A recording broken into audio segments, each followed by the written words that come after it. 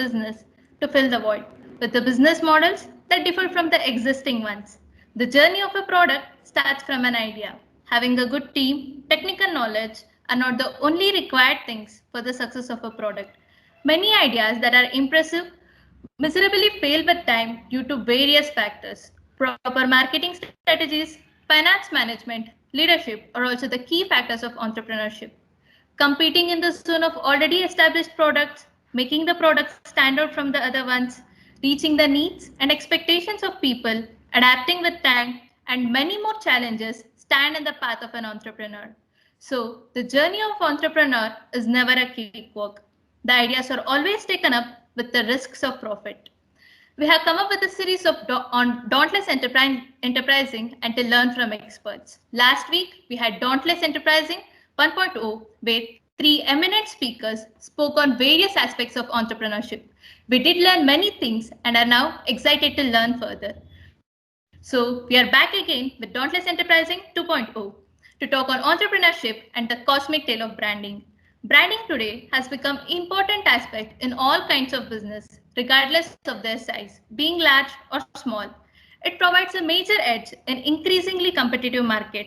It speaks about your product, creates trust among consumers, and also builds the financial value. Today, Sri Asha Sampath is here to speak on entrepreneurship and branding. We are pleased to have you here, ma'am. A hearty welcome to you. We are also joined by Dr. Premlata, Faculty Advisor, E&I Cell, School of Humanities and Management, NIT Andhra Pradesh. A cordial welcome to you, ma'am. A heartwarming welcome to all the attendees for spending your valuable time over here and gracing the occasion. A hearty welcome to all the E&I Cell members for making this event happen. Before getting started, I request Mr. Shiva to present the summary of past events of E&I Cell. Mr. Shiva, please. The Entrepreneurship and Innovation Cell of NIT Andhra Pradesh is a student-run initiative that nurtures talent, provides opportunities, and helps the students who have an inclination to entrepreneurship as a career. Our main objective is to encourage budding student entrepreneurs by building confidence through activities and nurturing their skills by conducting workshops and events. I request Ms. Lahari to present a short video showing the events organized by our cell. The Entrepreneurship and Innovation Cell of NIT Andhra Pradesh is a student-run initiative that nurtures talent, provides opportunities, and helps students who have an inclination to entrepreneurship as a career. Our main objective is to encourage budding student entrepreneurs by building confidence through activities and nurturing their skills by conducting workshops and events. I request Ms. Lahari to present a short video showing the events organized by our cell.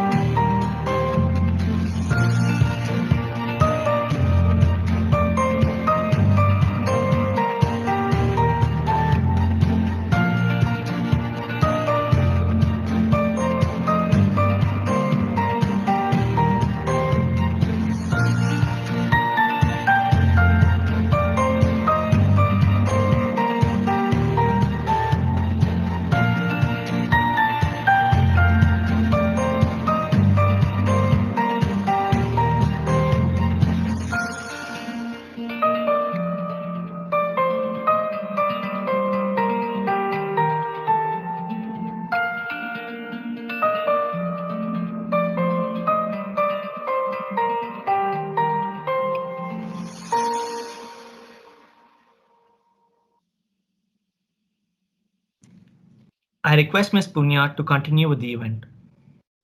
Okay. Thank you, Mr. Shiva. So without further delay, let's get started. Ms. Lahari, can we have the AV, please?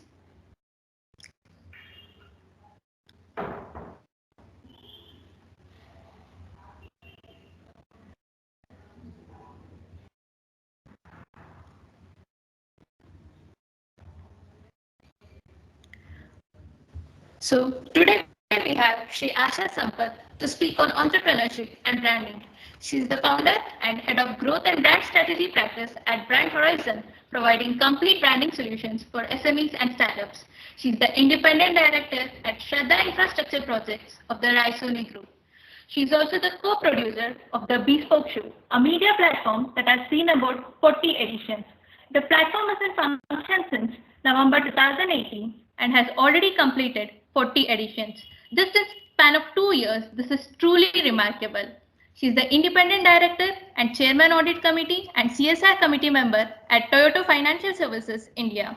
She is also the advisory council member at EFI. She is the managing director of India operations of Endeka Ceramics Limited. She has been guest speaker in many B schools. She was also jury member for Startup Context XMES IIMB 2018.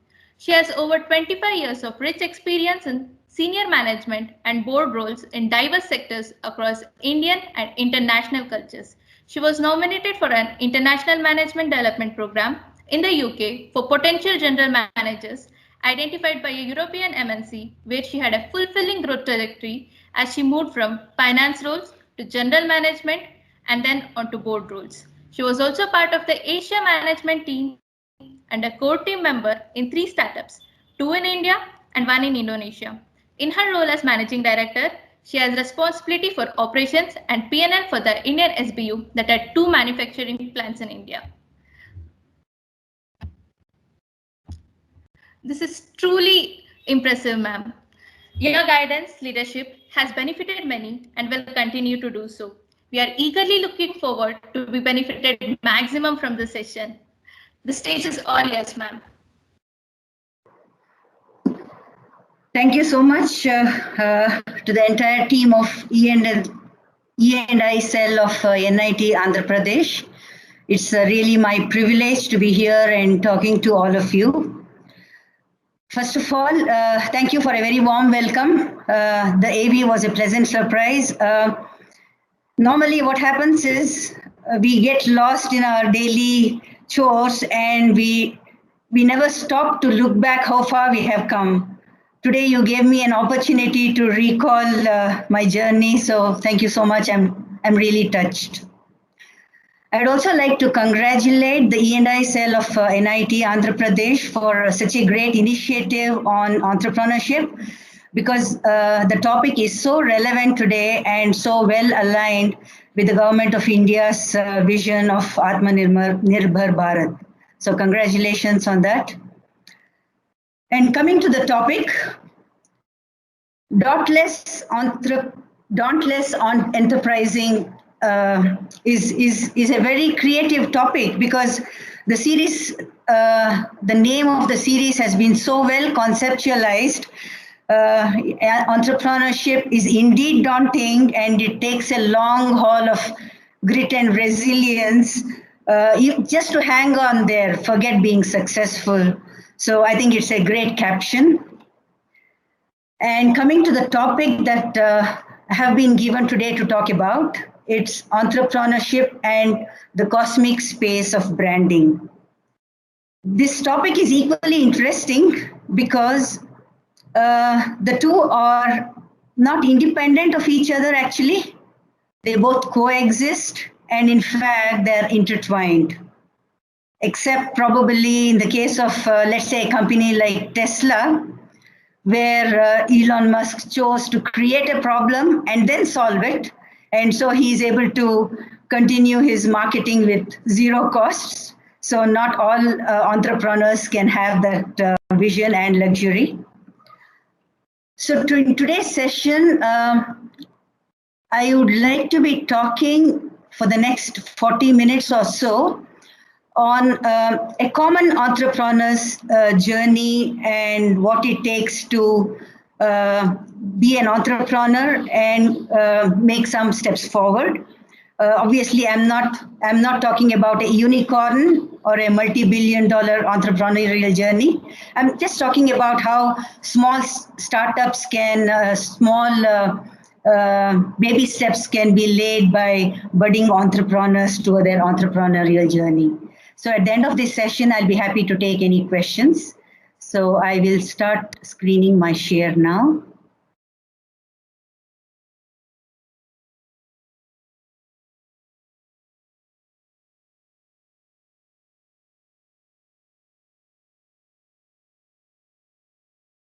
Are you all able to see my screen? Yes, ma'am. Yes. Great. Ma'am, sorry to interrupt. Yeah. Please minimize that pop-up, ma'am. Dauntless Enterprising pop-up.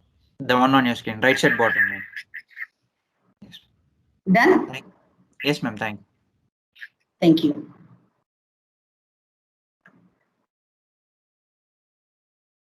So as I was mentioning earlier, entrepreneurship and the cosmic space of branding, are the two independent? No, they are not. Is one of them an option? No, they are not. Who can be an entrepreneur? Well, anyone can be an entrepreneur. As they say, entrepreneurs are not born, they are made. That said, I think there are some skill sets and personality traits that would define the success of an entrepreneur. And when we talk of skill sets, I would look at three categories of skill sets that a budding entrepreneur would probably want to seek to acquire, because these are not latent when we are. It's something that can be acquired as we go forward in our journey. First is the cognitive skills. So when we talk of cognitive skills, obviously an entrepreneur needs a creative mind, an innovative mindset, an ability to problem solve, an ability to take decisions. Of course, today, data science and artificial intelligence has given us loads of scope to make decision-making easier, but still, I think the inherent capabilities that we can inculcate would help us better through our journey as an entrepreneur. Besides cognitive skills, I think there are also a lot of business skills that one needs to stay conscious of if one wants to become an entrepreneur. Because a person may be an expert in technology, but at the same time, an entrepreneur's life revolves around various diverse functions. So for example, if he has to do a problem-solving function, he will need data. So today, data is available in abundance, both through natural intelligence and artificial intelligence, right? So he would probably need some kind of knowledge on how technology can be leveraged to help him in decision-making process. He could also be looking at design thinking. He or she could be looking at developing an innovator's mindset. So all of these skill sets would help an entrepreneur function better during his while he chases his dreams as an entrepreneur. Besides these two skills, what is also very relevant for a budding entrepreneur would be soft skills. And the reason I say soft skills is every entrepreneur would also be a manager at some point, and he would want to go beyond as a leader. Why? Because he'll have to manage a team. He will have to lead by example. He will have to communicate with them to make sure that he gets the best out of them. He will have to motivate them. So I think interpersonal skills, empathy, communication skills, team player skills, all of these skills would go a long way in being successful as an entrepreneur. So I think these are the basic skill sets that would qualify to be an entrepreneur, but it's not necessary that everybody has all of these at any point of time. I think it's just a question of identifying the gaps and making sure that we try to overcome those gaps, because today I think there are a lot of courses available, both offline and online, and there are some really good coaches who can help us develop these skills. So I think it's just necessary that we are conscious of what skills are required to pursue an entrepreneurial journey. Besides the skill sets, there are also some personality traits that I think one needs to develop to make sure that they don't lose the game halfway through when they set out on an entrepreneurial journey. And to find out what are the traits that are needed, you can probably ask some of these questions that I have listed out here. Do you feel uncomfortable in a comfort zone? If the answer is yes, then I think entrepreneurship is a good space to be in. Because entrepreneurship is not a trade-off for a comfortable job, nor is it a trade-off if you're not successful in a job.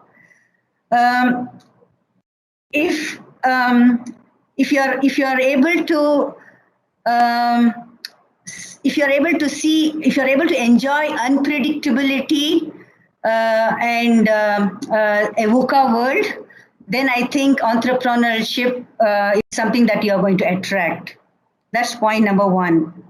And point number two, entrepreneurship, just like several other courses, but probably more here, is a continual learning curve.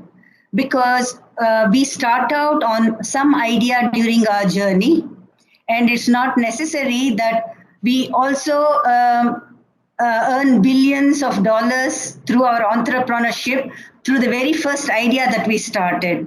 The idea keeps evolving over time. We learn through various external factors. We learn through customers. We learn through the market dynamics, the competitor dynamics. So I think it's a very continual learning process. So I think one of the personality traits that are very necessary for an entrepreneur is to be a student forever. Point number three, are you faint-hearted? If so, then you're in the wrong place. Because in an entrepreneurial journey, what's a non-negotiable fact is that we will run into multiple roadblocks. We will have many doors slammed on our faces, but I think we should not lose heart. We have to be very resilient, and we need to have the determination to stay on. And I call this the iceberg principle, because if we look at several successful entrepreneurs today, they would have spent years building up their ventures. Loads of hard work would have gone into it. They would have had multiple stretch of frustrations and disappointments. Of course, they would have also had success stories along the way that would have kept them motivated. But besides that, I think there's some kind of a passion and a hunger to build something that would have kept them going. So just like an iceberg, there's a lot of hard work that would have gone into those ventures, and then what people will see will only be the rosy picture on top. So there are many people who look at other successful entrepreneurs and then say, oh, she's doing so well as an entrepreneur, so maybe I should also give up my job and take up entrepreneurship. But I think that's going to be a very wrong approach, because that's underestimating the hard work that goes into it. And so I think it's very important to underestimate the success and overestimate the failure so that you're prepared for it mentally. And if things go well, great. If things don't go well, I think you're prepared for it and you know how to handle it. And the fourth personality trait I would think is very necessary for an entrepreneurship is to be a jack of all trades.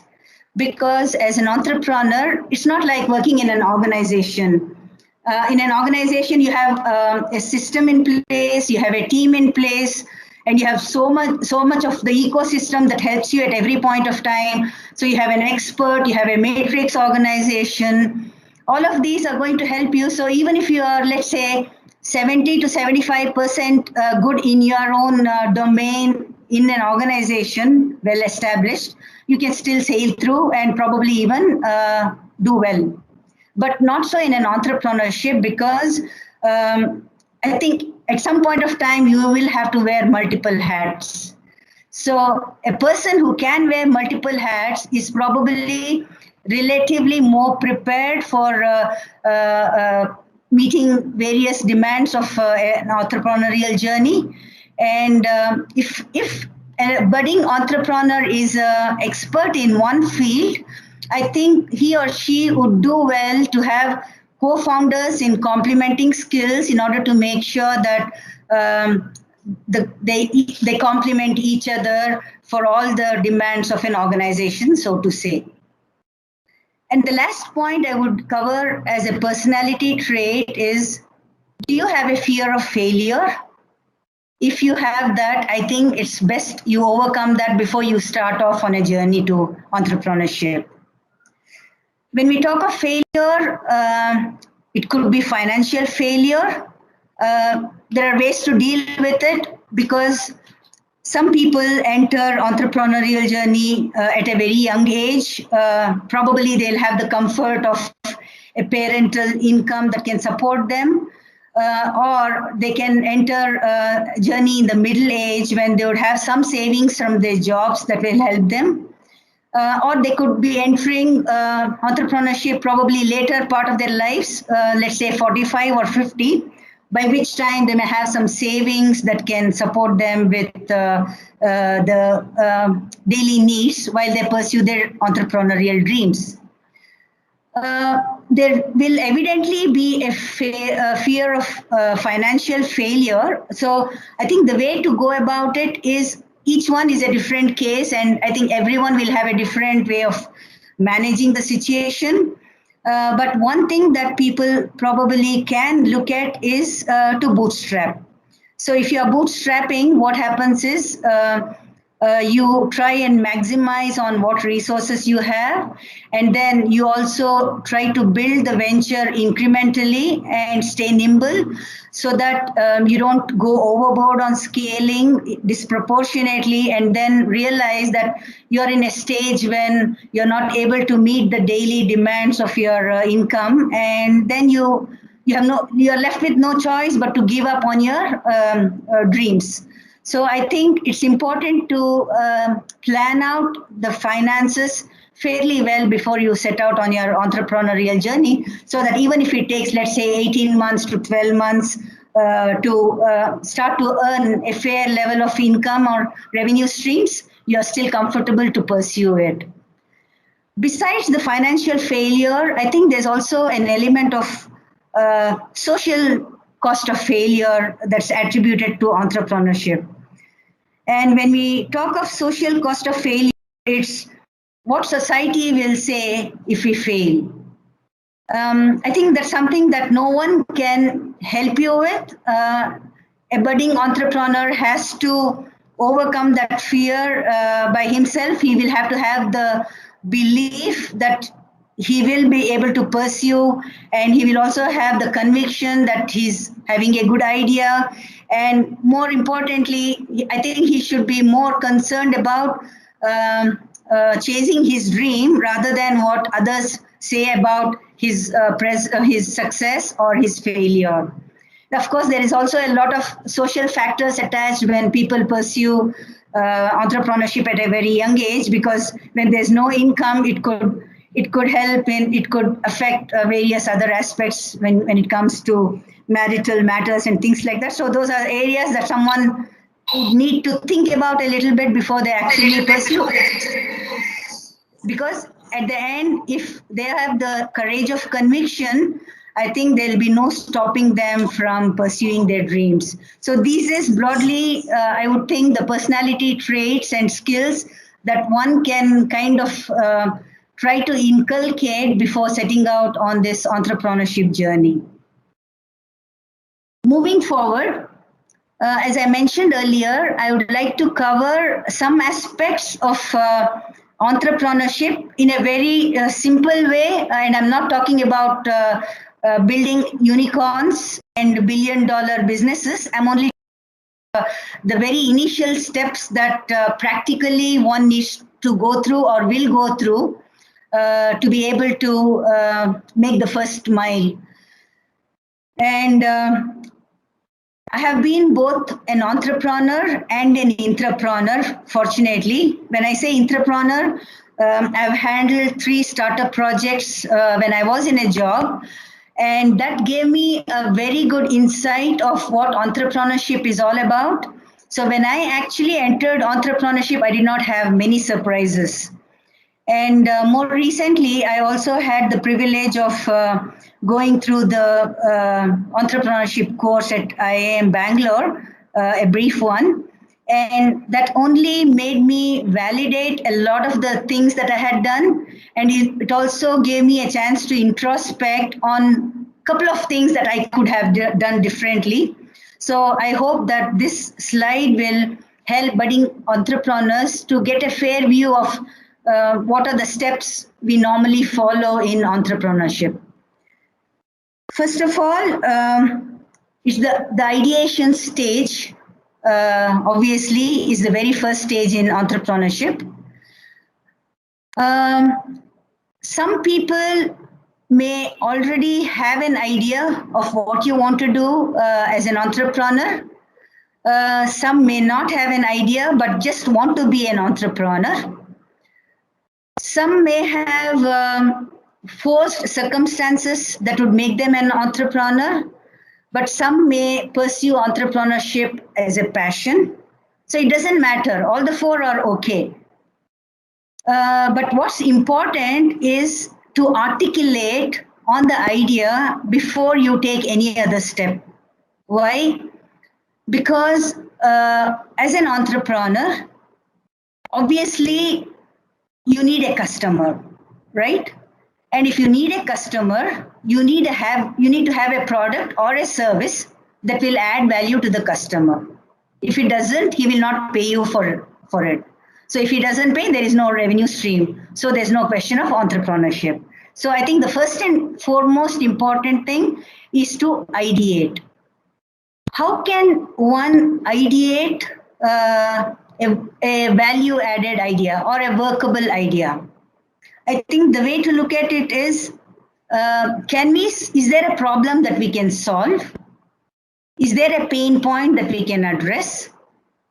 If so, how do we identify that problem? How do we identify that pain point? So what one can do is just explore the environment. When I say environment, there are a lot of things, just the environment around us, either at home or at work or in a community. It could be the economic environment that's giving us ideas. It could be the demographic environment that's giving us ideas. So I think we just need to observe and explore, is there something that I can solve that will make an impact?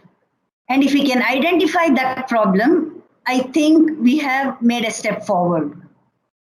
When we identify the problem, I think it's also important to identify the solution along with it.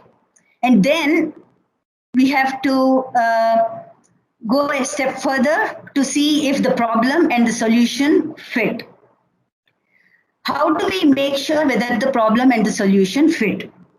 It's not easy because we start off on an idea, but somewhere along the line, we may realize that it's a great idea, but maybe no one wants it. And then we won't go too far, right? So I think it's important also to articulate as the next step, why are we doing this? What is it exactly that we will do? So why are we doing this is because there is a problem. What is it that we will do is because that's what we think is the solution to the problem. But having done both of this, somebody has to want that solution. So is there somebody that we can actually sell that solution to? And if so, who is it? And the next question comes, are they willing to pay for it? Because we may have a great idea and they may also want the product, but they may not be willing to pay for it. So I think the combination is there is a problem or a pain point, and our solution is the right solution for it, and there is a target customer who like the idea and who also like to pay for it. So I think all of this should sync before we move on to the next phase. How do we make sure that the customer is ready to pay for it? First of all, I think there is an internal analysis that we need to do before we reach out to a potential customer.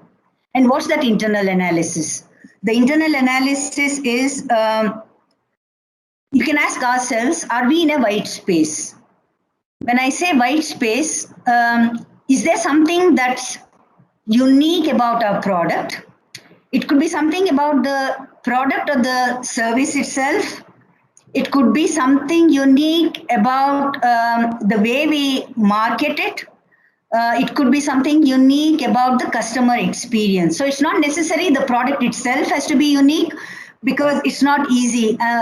Over the decades, a lot of people have innovated and invented so many products. So today, to find out something that's really unique is not an easy task. But it could be unique in various aspects along a value chain. Like I said, it could be unique in terms of market reach. It could be in terms of go-to-market. It could be unique in terms of a customer experience. So it could be unique in multiple ways. But the most important thing is there has to be a value proposition that's different from what the customer is not already enjoying it. And I'll give a live example for this, like a case study later on during this session. But for now, I think it's important to identify that unique point in the product or service that we are planning to offer. Having identified this, what we need to do next is an hypothesis testing of our ideas. How do we go about it? Today, thanks to internet, I think it's never a problem to reach out.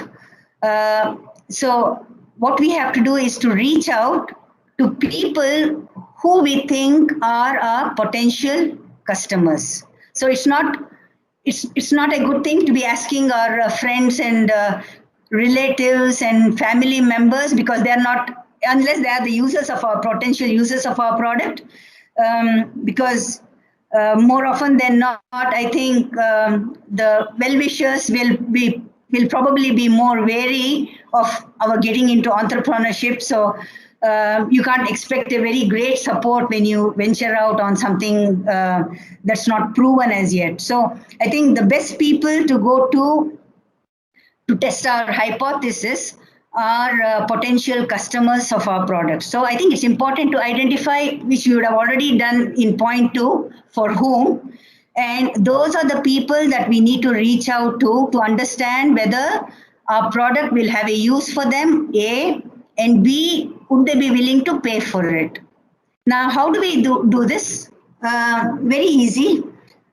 We can draft out a set of questions explaining what we intend to do and why we intend to do, how we intend to do, and how it's going to solve a problem for them. So obviously, you're not going to go and ask them very obviously, this is the price or you're going to pay for it. No, that's not going to work. So I think what we have to do is to set out on introducing our product to them.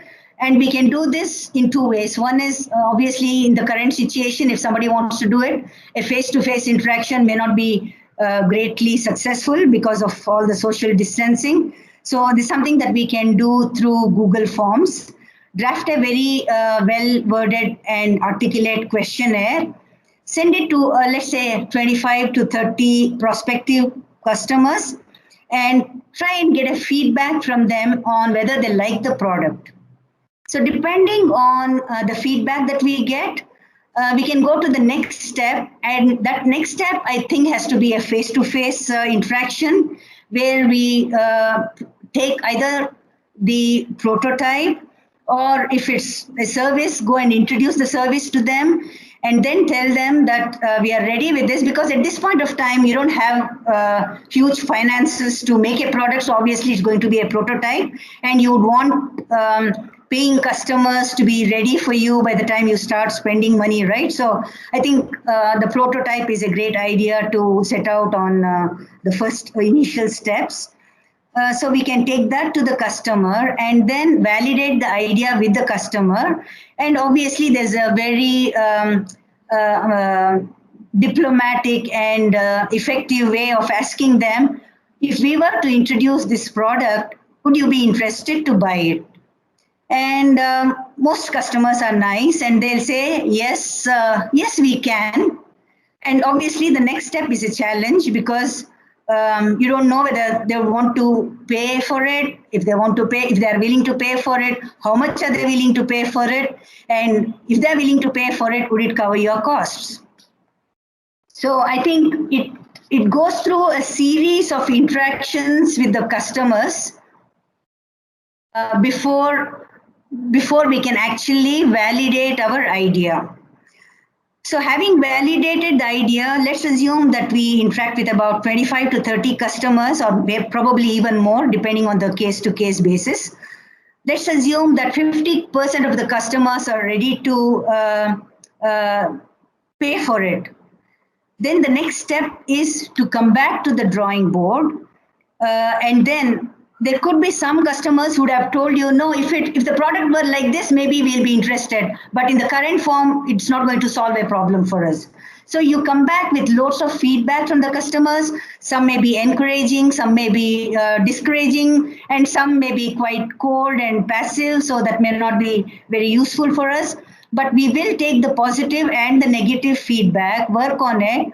And then I think the next step that we will need to work on is what they call as a lean canvas in entrepreneurial terms. Now, what is lean canvas? I think it's a very common term. It's available extensively on the internet. The formats are also available, so all of you can just go and Google. But basically, a lean canvas will cover almost all the steps that you have gone through so far, which is your idea, the why, what, and for whom, the value proposition, and the hypothesis testing that we have done. Besides that, it will also cover the financial viability, the details of the founders, and the risk analysis, and the distribution model and the chain. So basically, you will capture all your thought process that you have gone through over, let's say, 2 to 3 months, to bring your idea to a stage when you think that you are ready to start on your business model. Once you have done that, why we do this lean canvas is we are helping ourselves articulate the entire gamut of our venture in just one sheet of paper, and then that's going to help us transition from a business idea into a business model, because it's going to capture everything that's necessary for us to start pricing on our model. You would have captured all the costs. You would have spoken to your ecosystem players in the distribution chain. You would have spoken to potential customers. You would have taken some ballpark numbers on what kind of resources you need, and worked out on probably your rental costs, whatever it needs for you to start off in a very small way. And then that will help us to work out a pricing for the product or the service that we plan to launch. So the process of effectuation, as they call, is the process when we transform business ideas into a business model. Having done that, the next step obviously is to think of the go-to-market strategy. And when we talk of go-to-market strategy, it's working out on a very creative pitch to reach out to the customer, and also the distribution channels that we need to work out in order to make sure that we start launching the product. And of course, The last step will be the funding, and I think it takes time before we can get there, because no investor would actually fund an idea. He would fund ventures that have revenue streams. So I think our very first task before we can even think of funding will be to build a sales pipeline and try to get few customers upfront. And then when we have a revenue model and we are able to showcase a valuation based on, let's say, 3 months sales or 6 months sales, then depending on that valuation, we could identify investors as angel investors or pre-seed investors, seed investors, Series A, Series B, and so on. So for a very early stage startup, I think bootstrapping is most important. Besides bootstrapping, the other sources of funding that one can look for will be family and friends, and probably one step forward will be crowdfunding. So these are the broad steps that one can expect when you want to be an entrepreneur. So the topic is talking about entrepreneurship and the cosmic space of branding. And as I mentioned earlier, the two are very closely intertwined, and branding is never an option in an entrepreneurial journey. Let me tell you why. If we want to start a venture, the venture also needs an identity, like we all have an identity. We all have our identity on Facebook, we have our identity on LinkedIn, we have our identity on Twitter, Instagram, all over. But we also need to give an identity to our venture, right? So that's where I think branding comes into place. So when I talk of branding, I'm not just referring to a name, a logo, a tagline. Branding goes far beyond, far deeper, I would say. I think branding is all about answering those questions that I mentioned earlier about why we are here, what's the purpose we are here, and are we here, and what's the impact that we intend to make. Because unless we are going to make an impact, sustainability becomes a challenge. So I think those questions that we already have answers for will reflect in our brand identity as a vision and mission, which will obviously be reflected in all our brand identity collaterals, which are, it could be our website, logo, marketing collaterals, anything that we want to do with regard to the brand identity. So I think the branding exercise actually starts off at a very early stage of a venture, not when we have already started selling, because I think branding is the bedrock of any venture, because unless you have articulated all of these in a very clear way in terms of your purpose and your core values, you cannot send out the right message to your stakeholders. So I think the very first step is to have a very well thought out sense of purpose, core value, and our mission statement through our branding collaterals. Point number one. Point number two, branding also takes relevance because we have to position ourselves. I mean, we can't just say we are coming out with this product, we are coming out with this service. No, that won't work, because more often than not, you will not be the pilot players in your venture. There will be other players who are already there in one form or the other. So I think it's important to understand where we want to position ourselves, which means which segment of customers we are going to address, because we cannot be available for everybody. We'll have to identify who will be the most likely buyers of our product. So for that to happen, I think it's important to position ourselves there, and only then I think we'll be able to deliver clear value to our customers. So again, here when we talk of this, we have to talk of what's the white space that we are creating so that people cannot replicate our product very easily, at least for a few years. So I think positioning, brand positioning assumes huge relevance. Point number 3, when we launch a venture, when we set up a venture and launch a product or service, I think it's also important that right from the word go, the customer starts to recognize us. And that's why we have our logo and the name. And we also have our collaterals, our website. But what's also important is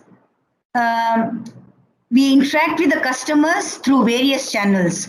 We talk to them face to face. We talk to them on the phone. We talk to them. We communicate with them through emails. We communicate with them through the social media channels.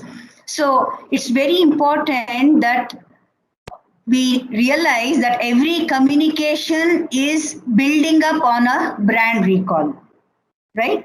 So if we have to build a brand recall quickly and with clarity, I think it's important that we stay consistent about several things across all the channels.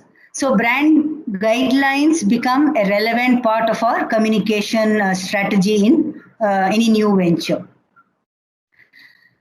Having done this, at the beginning, we have also set out on our vision, right? We have defined our purpose. We know what kind of impact we want to make. We have also defined our core values, and we want to communicate that to a customer. And that communication is what we call the brand promise. So customer will start to take us seriously when we communicate that brand promise through our communication channels. And once we communicate that brand promise, our next challenge is to live up to that promise, not just in the form of the product or the service, but also alongside the value chain in various forms. So there will be several touch points along the value chain. So it's important to make sure that the brand promise gets delivered across every stage of our association with the customer. And for that to happen, I think we have to track the customer experience journey very closely. So every interaction has to be tracked. Today we have a lot of AI tools to track it. We can track the consumer behavior, the customer experience, and then it's a feedback loop that we form. And every feedback becomes an input for us, and we keep going back to the drawing board, try to keep improving, and the innovation goes on. So it's like a PDCA cycle. We keep improving, and each improvement is a step towards sustainability of our brand. So here, this is where brand relevance comes into play. How does brand building add value? Well, it fosters a better connect with the customer needs because you are closely interacting with the customer. So you come to know what's good for him, what he's looking for, and the innovative mind starts working. How can we do better? Being close to the customer, we also learn what the competition is offering. So we are very conscious of trying to make ourselves different. And the most important thing is we also use the feedback of the value that the customer is getting to define the premium pricing. For example, if you are giving a 30%, the value proposition could be in various ways. It could be in productivity, it could be in pricing, it could be in quality. So it depends on what the product or service is, but depending on that, we could also derive at what premium we could charge, what premium pricing we can charge to make sure that it's at a level that the customers are ready to pay for it. Because if it's more than what the customers is ready to pay, obviously competition will take over. If it's very less, we are the losers. So I think it's necessary to arrive at the optimum premium pricing for our products. And 4, we also leverage on the brand when we have to target new markets and customers. If a brand is already built, it's so easier to get new customers for our products. And finally, I think it plays a huge role in building a robust relationship with all the stakeholders, be it government, be it investors, and of course the customers, because it's very important that we build credibility in the market and the ecosystem if we have to move forward. Otherwise, we'll become a fly-by-night operator. Now, I'll quickly cover two cases in this exercise on the power of brand, because theoretical knowledge is easy. It's available all over. I think it's the practical insights that can be more interesting. I was working with a European multinational, which was a 50-year-old brand, right? And I'll tell you how I enjoyed the power of the brand working with them for close to 2 decades. We were the market leaders for that product. I won't go into too many details due to paucity of time, but I'll tell you the essence. Because we were the market leaders, every month we had a revolving price, dynamic pricing that were being announced every month on month. So at the beginning of every month, all our competitors would wait for us to announce the price, because unless we announce the price, none of the customers were ready to buy the product from our competitors. Why? Because if we were to fix the price at 50, they would not want to pay a competitor 52, right? So they would rather wait for us to announce the pricing. So even if it is sometimes second or third, they would wait for us to announce the price, and only then the other competitors can fix the price. Only then the cycle starts. So many a times I was under attack from my competitors for delaying on the price announcement, and that was a nice situation to be in, being market leaders. Point number one. And point number two, when it comes to quality, again, because we were the market leaders, any new person who launched a similar product, that product would get benchmarked against our product. So you can imagine the power of the brand. Point number two, our organization went through several name changes over a span of 20 years, at least 5 or 6 name changes because of management changes. But every time the management changed, the power of the brand continued because we bought over the logo each time. And the resources that were managing the customers did not change. So the customers, every time we went to the customer, the reaction was so encouraging and gratifying. And they would say, how does it matter if the name changes? Because the people behind and the product quality is so consistent. So we don't care what the name in Europe is. At the end of the day, what matters is the product that we get here and the people we are talking to here. So don't worry about it. Your business will continue. It's going to be business as usual. So that was such an encouraging thing for us to face when you are a market leader. And the third thing is the new application development. So whenever, a product had become more like a Xerox or a Google. People say, right, Google it. They don't say check it on the internet. So they don't say photocopy. They say Xerox it. So just like us, our product had also become a generic name, which is in a way good, in a way bad. But the good side is that was the recognition or the recall our product had. So whenever we had to go for a new application, it was just a cakewalk for us. So what I'm trying to say is, if adequate attention to branding is given right from day one, I think the payoffs will be unimaginable. The next case study that I'll quickly cover, I think we are running out of time. I'm sorry, do we have the time for this? Yes, ma'am. Okay, thank you. Leveraging on the brand, we actually converted a mid-size segment to a premium segment. We were trying to introduce a new product where there were already a dozen players ahead of us. And the customer was already in a comfortable zone buying from those 12 customers. So when we tried to launch the product, we went to the customer saying that we have introduced this product, but the response was really, really discouraging and cold. And then they said, no, we are already working with your competitors for the past 12 months, 12 years rather. So why would we want to change over at this point of time? What's unique about your product? Are you bringing in a game changer? Otherwise, don't even waste our time. So the questions were so discouraging, and they said the only question that we had to answer at that point of time is, what is it in me for me as a customer? And that's something that we could not quantify. So we were not ready for it. So it's a lesson that we learned the hard way, and I'm sharing it because it's so easy to learn from others' lessons rather than our own lessons, and it's less expensive too. So what we did was we went back to the drawing board as usual.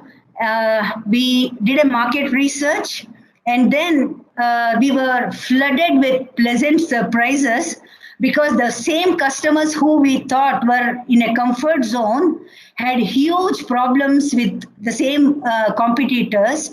And the market research revealed that they were not happy with their service, they were not having consistency in their products, but they were not willing to reveal that to us only because A, they were in a comfort zone, and B, we did not pitch right for them in terms of the value add that we were able to give them.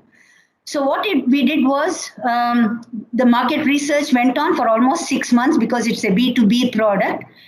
And after having done the market research, we found the pain points and we completely revamped our brand and marketing strategy. And then we went back with a completely made over strategy. And believe me, the response was completely the opposite. And then they said, oh, this is great. This is very interesting. And the same customers who slammed the doors on us said, oh, we would like to hear more. So that's the way a branding actually can make a huge difference. And then they were ready to test out. Of course, there were other challenges on the cost because it's a B2B. There was switchover costs, there were lab trial costs, there was factory stoppage costs. So we had to work out a negotiation for the sharing of costs. But having done that, we finally made our entry into one customer. So he was one of those first customers who gave us the space to test out the products. And once we did that, it was only a matter of months before the word went viral that we are able to generate huge productivity and huge the savings in terms of cost and huge incremental value addition in terms of quality. And the customers were able to actually see it when they started exporting the products. So they started enjoying the brand equity. And believe me, it was so gratifying. The same customers who were cribbing for prices, they actually called us and said that we are able to get a huge pricing for our products, almost 30% more than what we were getting before from the export market.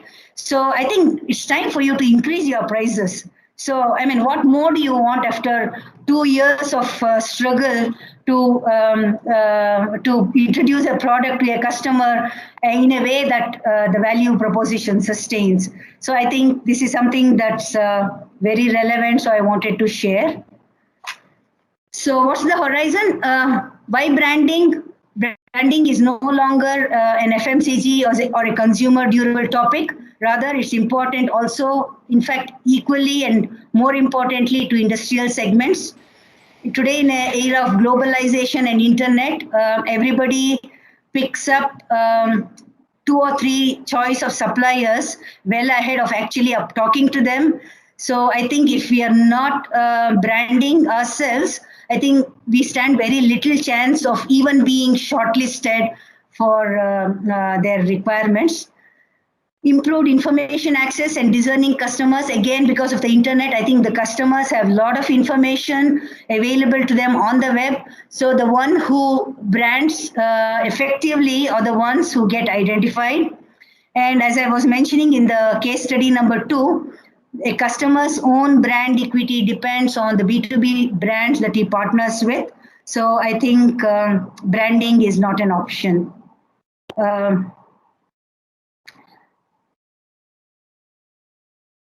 My rule of three in entrepreneurship, just to come back to entrepreneurship because that's where we started, and branding is the integral part of entrepreneurship. There are three things that I would say are very important, and I would like to call it the rule of three. Be wary of armchair advisors when you want to start a venture.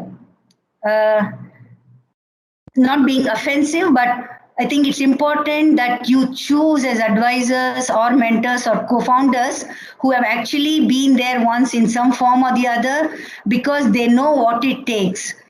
They can be a sounding board, they can be a well-wisher, they can be an advisor. They probably will also have solutions, but more importantly, I think they will be a good way to offload your roadblocks, because they'll be able to take the grit. They have the grit and resilience to tell you that no, it's not that difficult. We can get there, and they'll walk the journey with you. But armchair advisors, it's probably good to listen to them, but I think the advices from the trenches are more valuable. Complementing skills will help when you choose your co-founder or your advisors on your entrepreneurial journey, because we need all kinds of skills to be able to run the venture successfully. Bootstrap and stay nimble. I think there's something that I covered earlier. It's better not to scale disproportionately, because once we do that, I think we have already lost the game before we begin. And I think that may not be the best thing to be doing. We would rather want to sustain on a longer term. Avoid co-founder arrangements without skin in the game. I think it's important that there are many startups that have failed because of not because they don't have adequate finances, because of co-founder arrangements not working out well, and that's because some people will be taken as co-founders just for either marketing or technical knowledge, and they will not be active partners in the venture.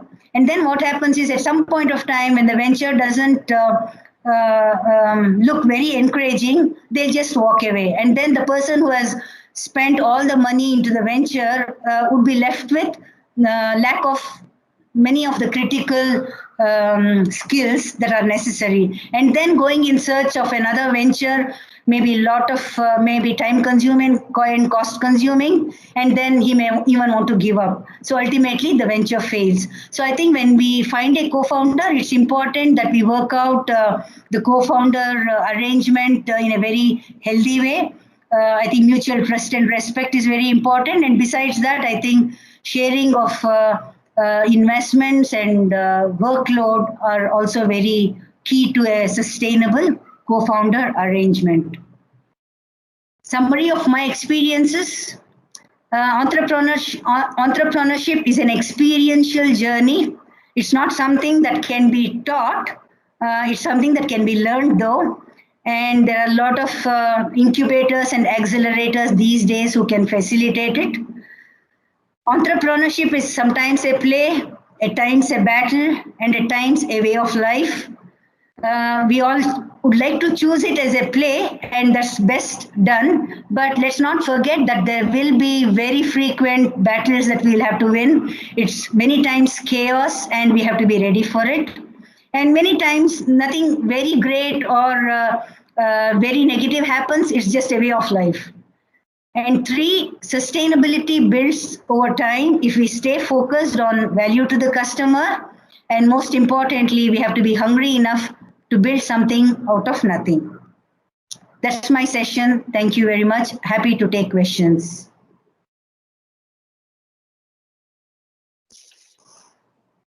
That was a great session, ma'am. I'm sure our audience has several. I can hear some noises. Can all of you please mute your guys off?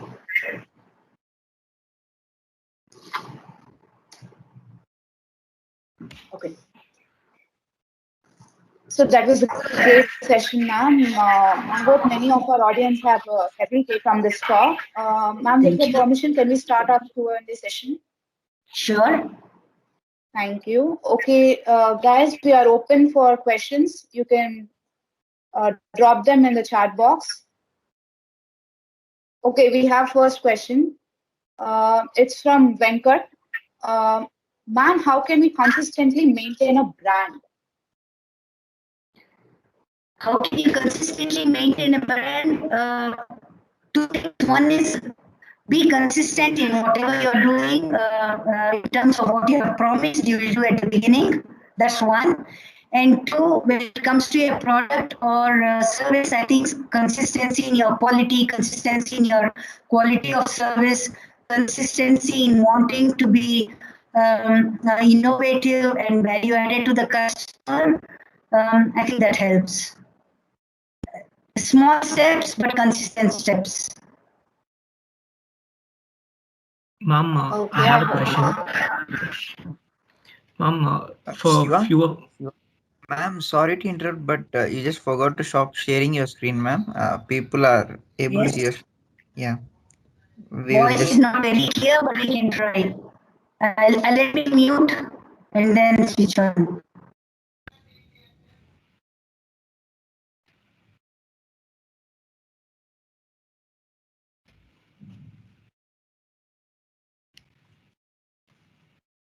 Ma'am, we just stop sharing the screen, ma'am. And then we will be able to hear your audio clearly. Sharing your screen.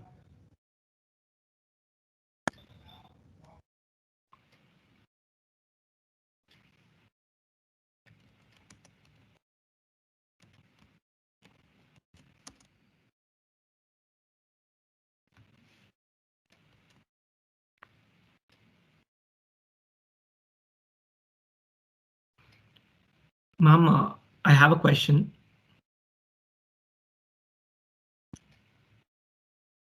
Excuse me, ma'am.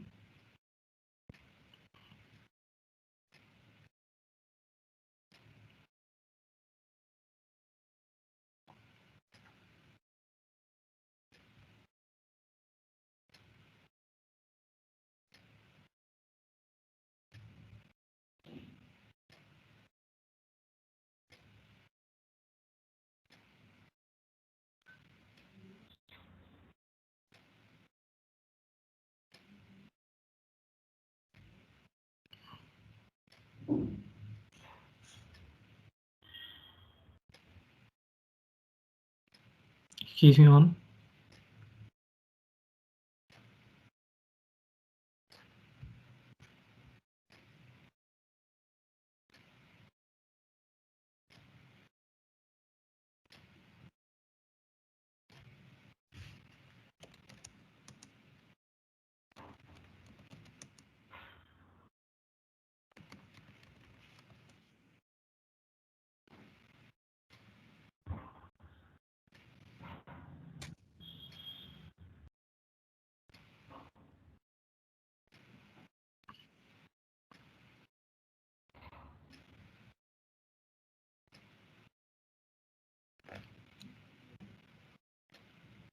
Ma'am,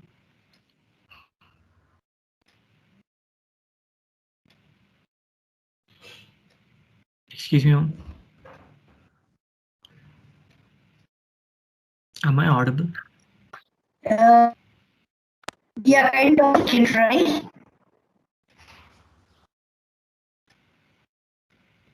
Ma'am, I have a question.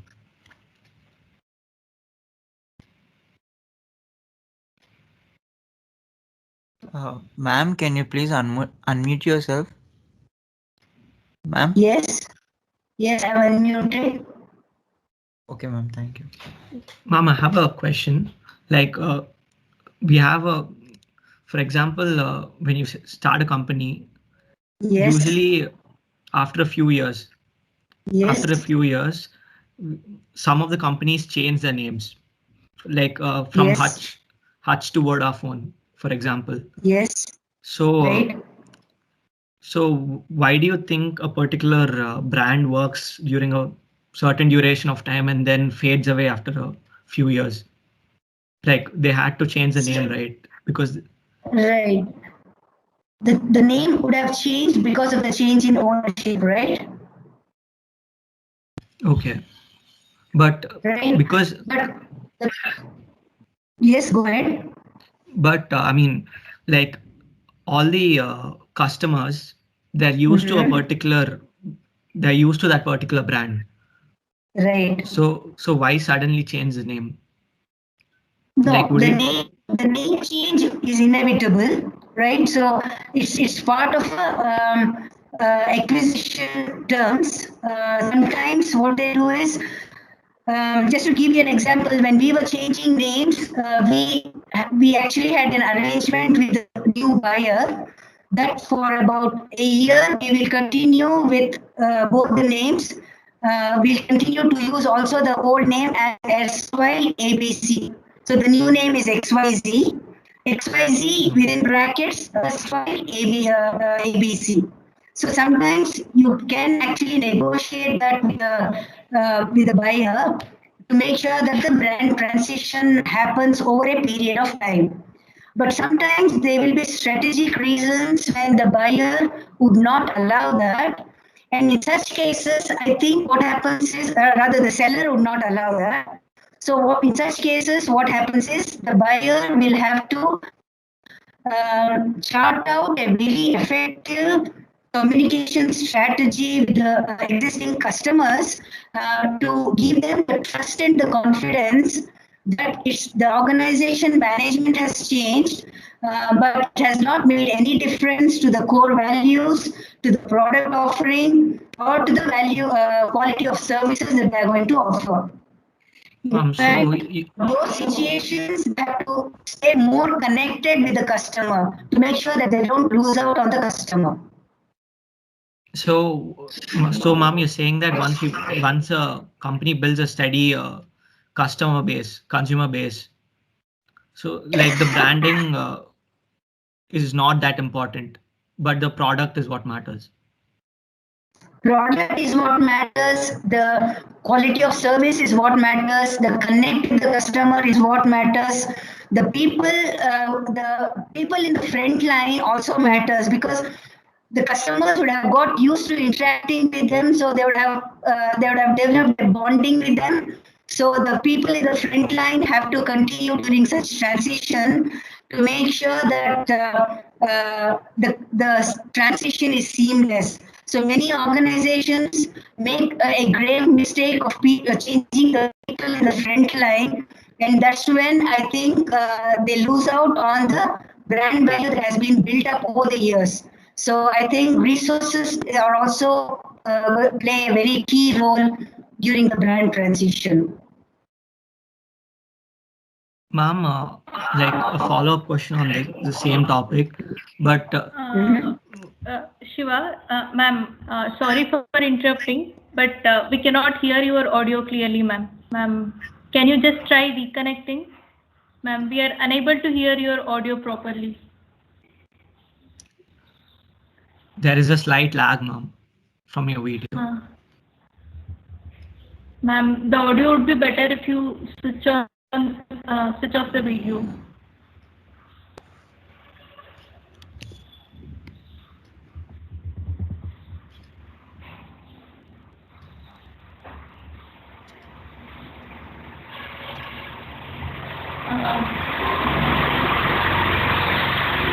So ma'am will be back within few minutes. Till then, keep posting your questions in the chat box. Kindly don't leave the meeting. Keep posting your questions.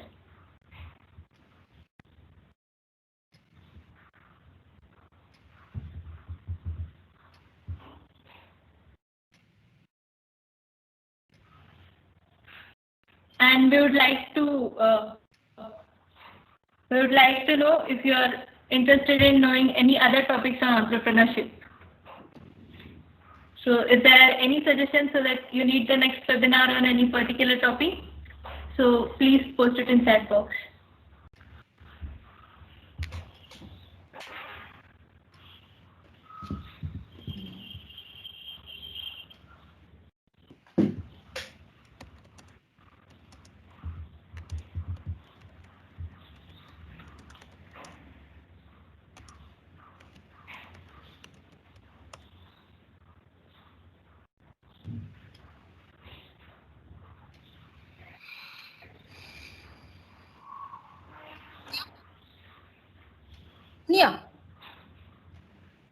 Yes, ma'am.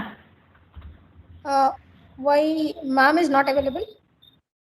Ma'am, ma'am's connectivity is quite low. Like we were unable to Okay. hear her audio properly. She will reconnect soon. Okay, ma'am. Sure. So till then, Yeah, you can take the questions from the audience till that time. And have you floated the feedback form? ma'am, just after the Q&A, we will float the feedback form. Yeah, sure. Okay.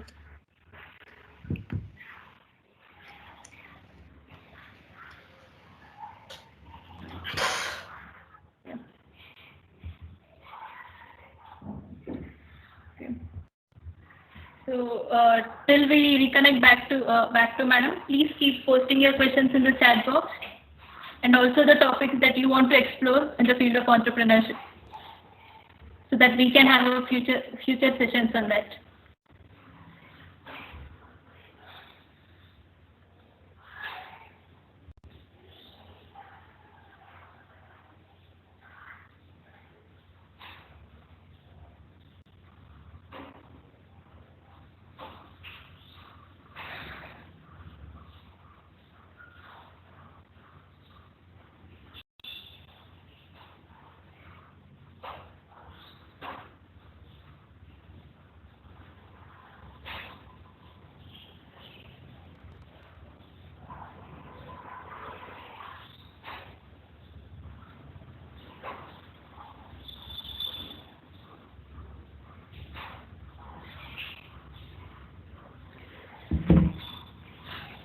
So till madam connects back, we have some fun activities to do with you. So I guess you have, everybody is familiar with McDonald's and Domino's. So it makes your favorite food available in any part of the world. So in case you are given an opportunity to build any international restaurant chain, what would be the food that you would choose so that you get it to eat anywhere in the world? Just drop your answers in the chat box and let's see what might be the next upcoming worldwide restaurant change. Guys, please, this is just for fun. Till madam reconnects back, please share your opinion.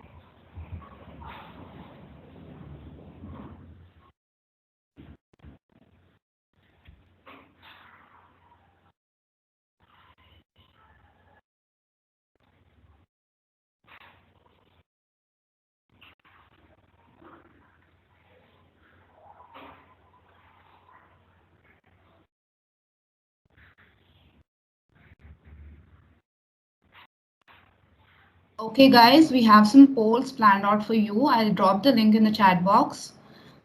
Please do participate in those polls. I'll be sharing the results to you until ma'am rejoins. Ma'am will be back soon. So till then, let's have fun. I'm telling you, they're just for fun. You don't need to worry about them. Just open it. I'll start the poll.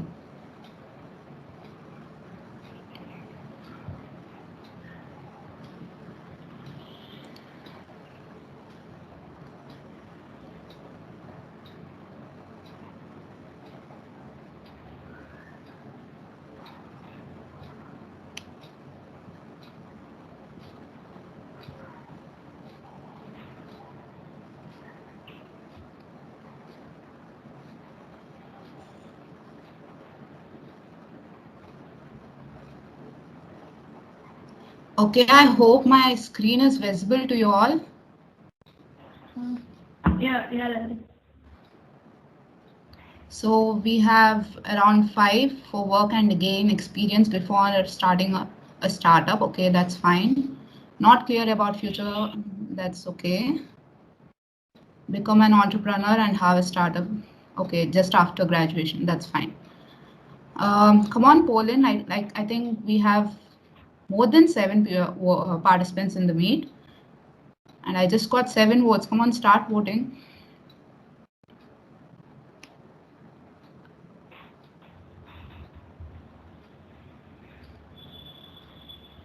Okay, fine. So I'll be moving on to the next question. Okay. So the question that Punya just asked you,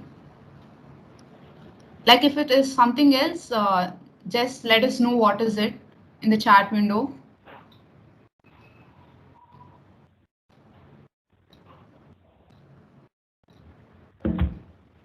These are just for fun, so please do participate.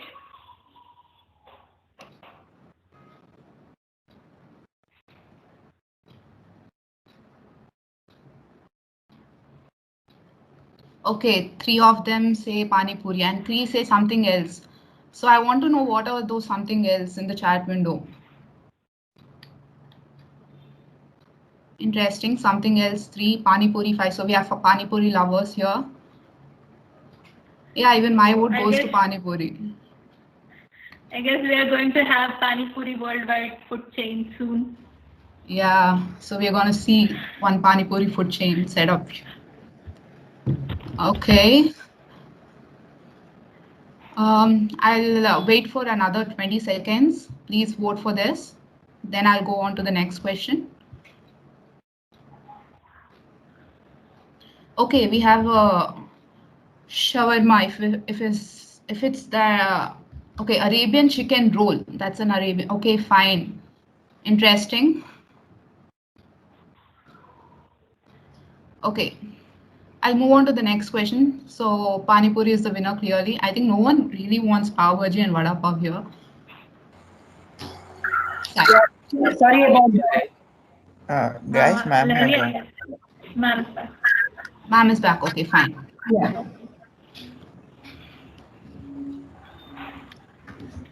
So was the earlier session or audible?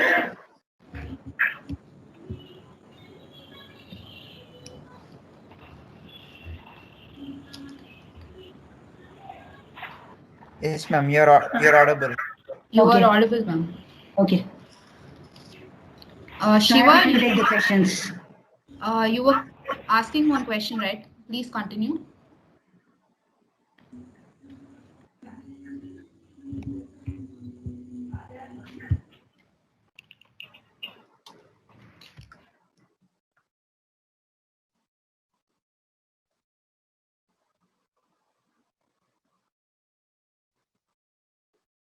Okay, ma'am. Yeah, Shiva, please. We have a question from one of the participants. Okay. He says that Elon Musk said that the best team and proper vision is enough to be successful Yes. in a startup. Yes. So, is it true? A great team and a good vision are key for a startup. Yes, they are indeed. I mean, he's a very successful entrepreneur. So I wouldn't dare to argue it.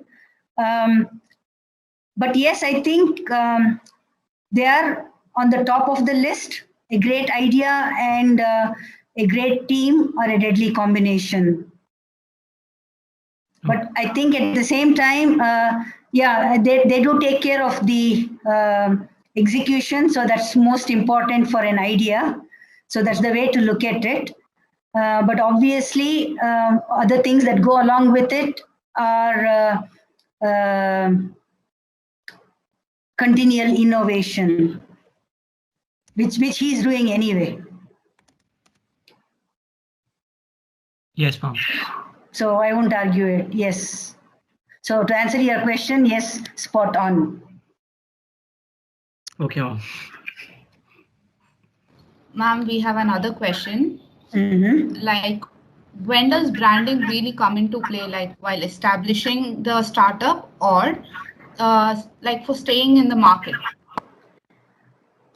As I was mentioning in the presentation, ideally you don't need to have a brand consultant, but I think what is important for a startup is to think branding right at the initial stage of setting up your brand identity. Okay. Right? Because I think that's the first step to branding. And when you are setting your brand identity, I think it's important to for the brand identity to reflect various aspects of your ideation, which is the core value, which is the purpose, the target audience, everything. So I think it's important to set your vision and mission right during the early stage, and because that becomes your brand promise actually to the customer going forward. So that's the first step, and I think branding starts then. Okay. It doesn't mean that you have to spend a huge amount of money on branding, but I think you have to think branding at that stage. Okay. Branding doesn't mean spending loads of money on celebrities to advertise your product. I think there are very simple things that can be done in branding with very, very little cost, but those are the right and essential things. Yes, ma'am. Ma'am, we have another question from Mohammad Abbas Adil. He asks if he's interested in starting an e-commerce business for books, for example. Right. And he's asking what are the things that he needs to keep in mind for the best customer service. E-commerce for books, I think it's a space that's already challenged by many people. It's not, I wouldn't say it will be a cakewalk for him, but I think what he needs to keep in mind is to articulate why people would prefer him to, let's say, an Amazon or a Crossword or anyone else who's already selling online for a long time. So if he's able to find an answer for that, I think that will be the first step forward. Having said that, I think when I say differentiation, it's again not necessarily the product itself. It could be, for example, if he's getting into this space where there are already players, I think he has to identify a market segment that is not already served by the bigger players, right? Then I think there is potential for him to go forward. But if he's trying to sell in a space that's already being served, it's a huge challenge. So I would probably suggest to him that he identifies a space that's not already served. Yes, ma'am. Ma'am, another question, like this is like the continuation for your previous answer. You said the brand, we have to think about branding at an early stage, like think about branding, not really go for celebrities thing and costly things. So what is this question is, what would be the general problems that a young entrepreneur will face while thinking about branding or while trying to implement brand? And how can we overcome them? I think first of all, the awareness is the challenge. So I think it's important to understand why branding is needed and how it will impact his venture going forward. So I think that's the first thing that he has to keep in mind. Having done that, either if he has resources internally to be able to handle it, he can take care of it at zero cost. Otherwise, I think he can identify people who can probably do it at very startup friendly rates, where he kind of brainstorms with them what he wants to do with his venture going forward and how he wants to position himself, and they will be able to support him or walk the journey through that and make sure that he does the first things right. Because later on, to set right something that has not been done right first time is probably more time consuming and cost consuming. So doing it right first time makes sense. I agree, ma'am.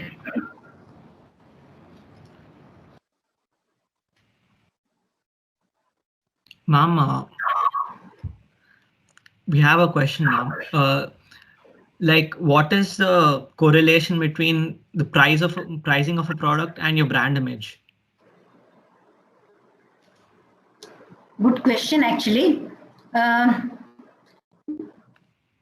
If you are able to justify the value of your pricing, let's assume that you have a 30% premium pricing. If you are able to justify to the customer, and if the customer is able to see that he is getting value for the 30% premium pricing, then it's a brand premium pricing that he's paying. So there is a correlation. But if you are not able to show that value and you say that my price is going to be 20% more than, let's say, a competitor, he won't buy it, right? So I think the correlation between pricing and branding is the connect with the value proposition. So you can only price your product to the extent the value is seen by a customer. So it's pricing is a component of what the customer is ready to pay. Obviously, what's also what your cost is, right? But if your cost is so high that you price it at a level that a customer is not ready to pay, then obviously you're not going to survive. So I think it's the value proposition that defines the pricing and that also determines your brand positioning. I don't know if that makes sense. Yes, ma'am. Yes. Yeah. So you first of all, you need to position yourself, and then you'll be able to define what the pricing can be to an extent that the customer is ready to pay. Ma'am, we have another question from Venkat Nivas. He's asking how the brand value can be maintained. I think it's very similar to the question that someone asked right in the beginning about how we can maintain brand consistency. Yes, so it's again a combination of several things. First of all, I think the customer experience is the defining part in maintaining brand value, right? At the end of the day, it starts and stops there. That's point number one. And point number two, you also have to make sure that you keep innovating continually. I think you have to be a step ahead of the customer to tell him what is good for him. So if we are not able to do it, somebody else will do that. So I think the close connect with the customer to understand what is good for him, and then bring about innovations that he can see value with, will ensure that the brand value is maintained. And of course, there are other things that are given, such as your quality of the product, your prompt service to the customer, and tracking his experience and managing the reputation of the brand. All of these things are very basic and given. But at a macro level, I think the important thing is to identify what the customer may want and stay a step ahead in innovation. Yes, ma'am. Ma'am, another question, like for a restricted cash flow startup, like where the cash is very limited. Mm-hmm. So what are few tips for branding in those cases, because they won't be able to afford any like high price? Agree. I think there are a lot of options that are available. I mean, when you have to go to somebody for branding, I think there are many people who are startup friendly. You can work with them, but it's also not necessary that you have to be with a brand consultant. Even internally, I think you can understand what kind of guidelines need to be followed initially, and do it on your own. It's not necessary that you have to hire a brand consultant. As I mentioned earlier, I think what's important is awareness on how branding is having an impact going forward also, and to make sure that you do things right the first time. So you can actually bootstrap also for branding with internal resources. But nowadays online like advertising is more common, right?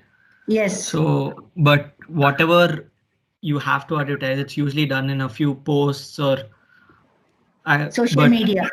Yeah, social media. How do we grab their attention? Like, it's not like a big billboard in which you can just put it in. True. I think that's a challenge because there are so many players vying for the same space. So there are many things that you need to do. One is, first of all, whichever channels you are going to be present, they all have to speak the same language. You have to send out a unified message. That is basic. Point number two, how do you capture the attention? initially, obviously, you will not be able to, probably not be able to afford a lot of the AI tools which can identify you who the right customers are and track them well ahead of their decision to buy your product or service. But how you can actually stand out is making your posts very, very articulate on what you're offering and how it's going to help the customer. And quality of content becomes key. So the right kind of imagery, the right kind of content, and the right keywords are important for you to grab the attention of the potential customer. So it should be bright and catchy, whatever we are trying to do. Depending on the product. It should be appealing. I would not always say just colorful, but I think it should be appealing to the target audience. So I think you have to do a little bit of research on the target audience as well. And then you'll be able to find out what kind of, I mean, it's easy. You research competition, find out which of the competitors' posts are getting most number of likes and engagements, and then you'll be able to get a sense of what works, what may work. Yes. I mean, that's the easy way of, I mean, that's the,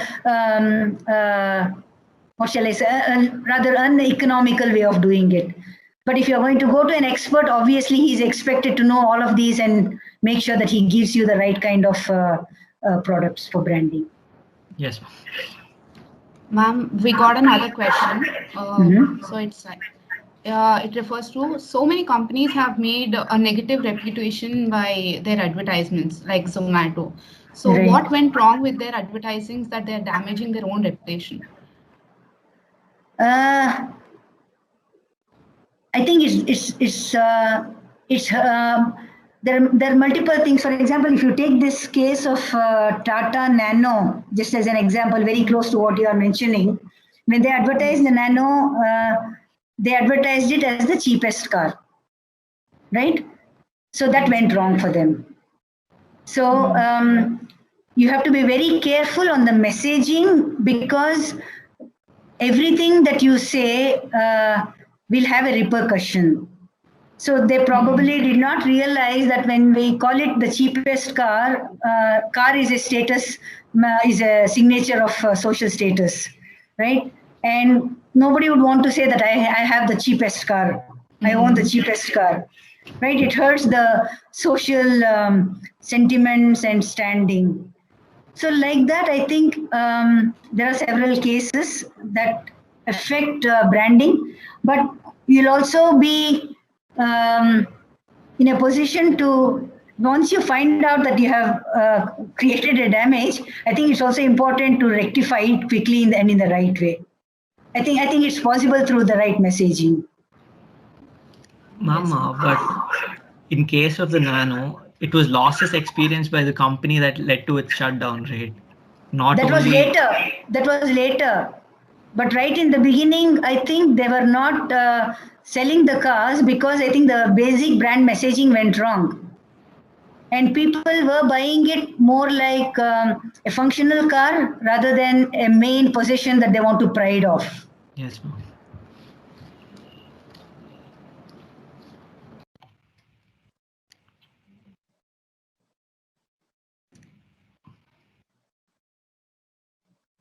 Ma'am, I actually read this book, like Rich Dad Poor Dad by Robert Kiyosaki. So in that, it says that when you're starting a business or something, it's better if you fail as early as possible. So that's a good one. Yeah, I think, see, entrepreneur journey is like a battlefield, right? Unless you make your first step, you don't know what is in store. And you don't know what challenges come your way. You don't know what opportunities come your way. So I think it is very important to make that first step. As I mentioned earlier, you have to overestimate failure, right? And if you do that, you are not going to get caught down when it happens, and you are ready to try out another venture because you are hungry for it and you will go for it anyway. And if you fail, fine, there's nothing wrong. go for it. I mean, you have learned many things all along the way. So your next venture is bound to be a lot more successful. So that's absolutely right. I mean, you don't have to fail, but if you fail, you don't have to get distressed. Yes. You don't have to get into a venture saying that I want to fail, right? You don't want to do that. You get into a venture with a positive spirit, but if for some reason if it does fail, so be it. Don't allow that to daunt you. Yes, ma'am. Dauntless enterprising. Yes, ma'am. Ma'am, now now Venkat will be continuing with the session. Ma'am. Sure. Yep. Thank you. Thank you, ma'am. Thank you, ma'am. Thank you. Thank you, ma'am. I, on behalf of E&ISL and the entire team, thank everyone for supporting us directly or indirectly. Let me call this a fraternity of budding entrepreneurs here together. And on behalf of E&ISL, I would like to thank our chief guest and speaker, Sri Asha Sampath, for gracing our event with her presence, for enlightening us with her valuable findings, erudition, and knowledge. We are really glad to interact with you, ma'am, today. We thank to our director, Mr. CSP Rao sir, for encouraging and supporting us in the establishment of the cell. I thank Viraj sir and the Dean of Student Affairs for organizing this event. I thank Dr. Soumya Josh, HOD, School of Humanities and Management. And I also thank Dr. Premlata Madam for constant support and guidance. We could not have been able to do this without you, ma'am. It was a worth tuning into. It was useful and worth listening to you, ma'am. I hope everyone here has noted the key points. We gained a lot of knowledge today, which will be useful for us in our entrepreneurial journey. I think everyone has some great takeaways from this particular event. I can't thank each and everyone enough for their involvement in and their willingness to take on the completion of the task beyond their comfort zones. Thank you so much. And for further updates, please connect us on Telegram and also follow us on Instagram. And guys, I mean the participants, I would please request you to fill the feedback form. And once again, I thank each and everyone for joining us today. And thank you, ma'am, once again for your support. Thank you. I'd like to thank you, Dr. Premlata, Venkat, and the entire team for this opportunity. I thoroughly enjoyed this, and congratulations once again for this initiative that you all have taken. And I wish many entrepreneurs flourish from the E&I cell of NIT Andhra Pradesh. I would like to wish them all the best. Thank you so much, ma'am. Thank you so much, ma'am. Thank you. Bye-bye. Goodbye, ma'am. All the participants are hereby requested to leave the session. And once again, thank you. Just drop the link of feedback form in the... Okay, it's done. Okay, fine.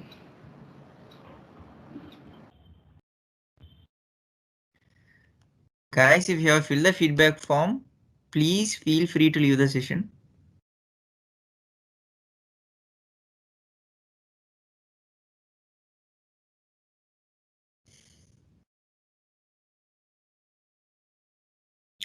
Okay, guys, it's only as now.